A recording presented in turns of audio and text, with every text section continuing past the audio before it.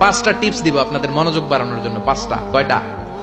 নামাজে মনোযোগায়ন কিভাবে করবেন 5টা টিপস খেয়াল করে রাখেন, কিভাবে নামাজের মনোযোগ বৃদ্ধি করবেন। টিপস নাম্বার 1, সল্লু সলাতান মুআদ্দিয়া, বিদায়ী নামাজ পড়বেন। মনে করবেন হতে পারে আজকের এই নামাজটাই আমার জীবনের শেষ নামাজ। তাহলে প্রতিটা নামাজের সময় আমরা এই কথাটা ভাবি না কেন যে হতে পারে এই নামাজটাই আমার জীবনের শেষ নামাজ, হতে পারে আজকের এই সেজদাটা আমার জীবনের শেষ সেজদা। চিল্লায় বলেন ঠিক কিনা? বিশ্বনবী শিখায় দিলেন মনোযোগায়নের প্রথম পদ্ধতি। নামাজে মনোযোগ থাকে না, মনোযোগ যদি বাড়াতে চাও ভাবো এটাই হতে পারে জীবনের শেষ নামাজ। সল্লু সালাতান মুআদ্দিয়া, পারফর্ম দ্য সালাহ as if this is your last and final prayer. এমন ভাবে নামাজ পড়ো মনে করো এটাই হতে পারে জীবনের শেষ নামাজ। আজকে থেকে প্রত্যেকবার আল্লাহু আকবার বলার সময় এটা ভাবতে পারবো না আমরা যে হতে পারে এই নামাজটা আমার শেষ নামাজ। এই চিন্তাটা মাথার মধ্যে রাখার দরকার আছে না নাই? সাহাবারা যখন মরুভূমিতে নামাজ পড়তে দাঁড়াতেন, আকাশের পাখিগুলো এসে সাহাবাদের মাথার মধ্যে বসে যেত। মরুভূমির পাখিগুলো মনে করতে এগুলো খেজুর গাছ। কি মনে করে বসতো? কথা বলে না, জোরে কন। আছে এলাকা আছে খেজুরের রস হয়? হ্যাঁ হইছে? খাইছেন?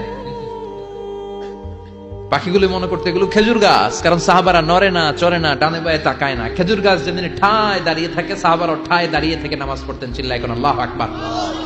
তাহলে মনোযোগ বৃদ্ধির 1 নাম্বার পদ্ধতি, মুসল্লায় যখন দাঁড়াবো ভাববো এটাই আমার জীবনের শেষ নামাজ, এরপরে হয়তো নামাজের সুযোগ নাও পেতে পারি। ঠিক কিনা? 2 নাম্বার পদ্ধতি হলো নামাজের মধ্যে আহকাম এবং আরকান গুলো ধীরস্থির ভাবে আদায় করতে হবে। তাড়াহুড়ো নামাজের মধ্যে করা যাবে না। আমাদের হানাফি মাযহাবে তা'দিলুল আরকান এটা ওয়াজিব। রুকুনগুলো আদায় করার সময় ধীরস্থির ভাবে আদায় করা এটা হানাফি মাযহাবে কি? ওয়াজিব। চিল্লায় বলেন এটা কি ওয়াজিব? তরক করলে কি করতে হয়? হ্যাঁ, সহু সেজদা দিতে হয়। কিন্তু অন্যান্য মাযহাবে এটা ফরজ, এটা বাদ দিলে আপনার নামাজই হবে না, তাড়াহুড়ো করলে নামাজই হবে না। বিশ্বনবী দেখলেন মসজিদে নববীতে এক সাহাবী নামাজ পড়ে। নামাজ শেষে নবীর কাছে আসলে বিশ্বনবী বললেন সল্লি ফা ইন্নাকা লাম তুসল্লি, নামাজ পড়ো কারণ তোমার নামাজ হয় নাই। সাহাবী আবার বললেন, আবার আসলেন, বিশ্বনবী বললেন সল্লি ফা ইন্নাকা লাম তুসল্লি, নামাজ পড়ো তোমার নামাজ হয় নাই।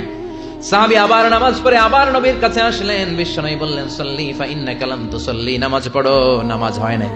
এবার সাহাবী এসে বলে, ও নবী 3 বার পড়লাম, নামাজ আমার হয় না, এর চেয়ে ভালো নামাজ আমি পড়তে জানি না।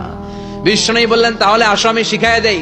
যখন নামাজে দাঁড়াবা ধীরস্থির ভাবে দাঁড়াবা, রুকুতে যখন যাবা পিঠটারে টান টান করে সোজা করে দিবা।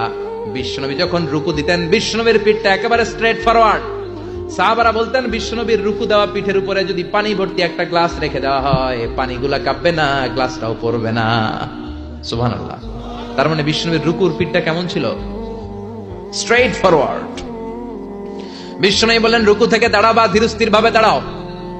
আবার সেজদায় গেলে ধীরস্থির ভাবে যাও। আমাদের দেশে অনেকে রুকু থেকে কোন রকম মাথাটা তুলে আবার সেজদায় দৌড় মারে। আছে না নাই? লক্ষ্মীপুরে নাই।